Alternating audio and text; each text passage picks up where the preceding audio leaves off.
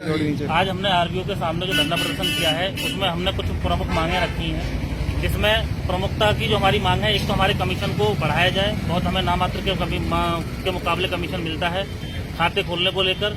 दूसरा ये है कि ये जो स्टेट बैंक का पोर्टल है वो इतना गंदा पोर्टल हो चुका है जिसमें कार्य करना असंभव है, जिसमें बड़ी बामुश्किल सब लोग कार्य करते हैं। उसके बावजूद इतने टारगेट आरबीओ के माध्यम से दे दिए जाते हैं, बैंकों के माध्यम से दे दिए जाते हैं, जिनको अगर हम पूरा नहीं कर पाते हैं तो ऊपर से हमारे ऊपर कार्रवाई की जाती है और इस तरीके की संचालन किए जाते हैं कि जैसे हम कोई गुनहगार हों।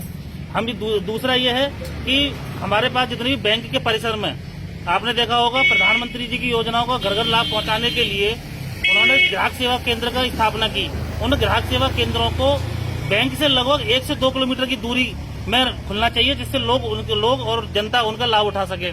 लेकिन आरबीओ कर्मचारियों ने बैंक के कर्मचारियों ने अपने स्वार्थ के लिए, अपने निजी स्वार्थ के लिए, अपने खुद को काम को बचाने के लिए सीएसपी को बैंक के बराबर में स्थापित कर दिया है, बैंक परिसर में स्थापित कर दिया है और बैंक खुद काम न करके सीएसपी से उस कार्य को कराती है। इससे पूरा लाभ बैंक लेती है। आप लोगों की किस तरीके की मांग है?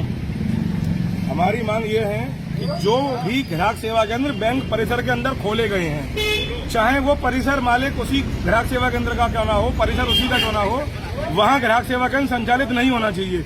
इससे अन्य ग्राहक सेवा केंद्रों में हीन भावना की भावना पैदा होती है। पहली बात कि भाई जो ज्यादा कमा रहा है दूसरा आदमी कम कमा रहा है। दूसरी बात कि जो ग्राहक सेवा केंद्र जहाँ चल रहा है उसी के बराबर में आरबीओ द्वारा आंख बंद करके अन्य ग्राहक सेवा केंद्र खोल दिए गए हैं, जो बिल्कुल गलत है। इसकी शिकायत जब हम यहाँ करते हैं तो जो उन शिकायतों को लेने के बजाय व्यापार को बढ़ाने के लिए एक नए निर्देश दे देते हैं कि आप व्यापार नहीं कर रहे हैं, आप एक राजनीति कर रहे हैं। अब इसमें ये बताओ राजनीति क्या है? 2 रुपए कमाने के लिए हमें 50 रुपए का तेल फूक के यहाँ आना पड़ता है। क्या गलत कर रहे हैं हम अपनी मांगों को भी न रखें। अब हम यहाँ बैठे हैं तो आप ये लगा लो, मैं जिस कंपनी से हूँ एनआईसीटी से, एनआईसीटी को इन लोगों ने इतना हड़का दिया है, इतनी बुरी तरह हड़का दिया है कि अगला जो हमारा बीसी बेचारा वो परेशान है कि मेरी नौकरी आज चली ना जाए कहीं इस वजह से। दूसरा, मेरे बीसी को लिखित में लेटर लिखा है इन्होंने कि आप मयंक राठी का कोड बंद कर दें, क्योंकि ये आदमी यहाँ काम नहीं कर रहा है, यहाँ राजनीति कर रहा है खड़े होकर नीचे। तो ये कोड बंद अगर इन्होंने मेरा किया तो मैं आज सब लोगों के सामने यहाँ पर और आरबीओ के सामने भी कह रहा हूँ कि मैं कल सुबह डीएम साहब को चिट्ठी लिखूंगा, अपने आप को मिट्टी का तेल लेके मैं अपने को आग लगाऊंगा। अगर ऐसा होता है तो अगर मेरा कोड इन्होंने बंद किया इस वजह से तो मैं कल कुछ भी करने को तैयार होऊंगा और उसकी समस्त जिम्मेदारी, अगर मेरे संग कोई घटना भी घटती है यहाँ से जाने के बाद तो उसकी समस्त जिम्मेदारी क्षेत्रीय कार्यालय आरबीओ की होगी। अगर इन्होंने मेरे को मरवाने की है कोई साजिश रची तो उसकी संपूर्ण जिम्मेदारी आरबीओ की होगी और अगर मेरा कोड बंद होता है तो उसकी जिम्मेदारी भी आरबीओ ही लेगा। आपके साथ के जो सीएसपी, मेरा कोड बंद कर दो। सीएसपी कहाँ गए? सभी सीएसपीओ को इन्होंने रूबी होटल में हाईजैक कर रखा है।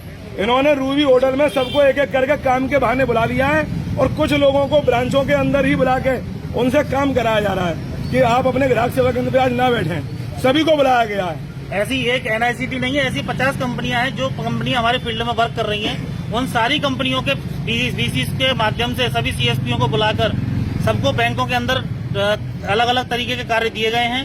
वैसे तो ये कहते हैं कि बैंक के अंदर सीएसपी विराजमान नहीं होगा, बैंक के अंदर सीएसपी नहीं बैठेगा, बैंक के अंदर सीएसपी कोई कार्य नहीं करेगा, लेकिन एक तरफ उन सीएसपीओ को बुलाकर इस तरीके के कार्य उन लोगों से करवाए जा रहे हैं जिससे कि आज इस धरने में वो शामिल ना हो सके। आज अपनी बात को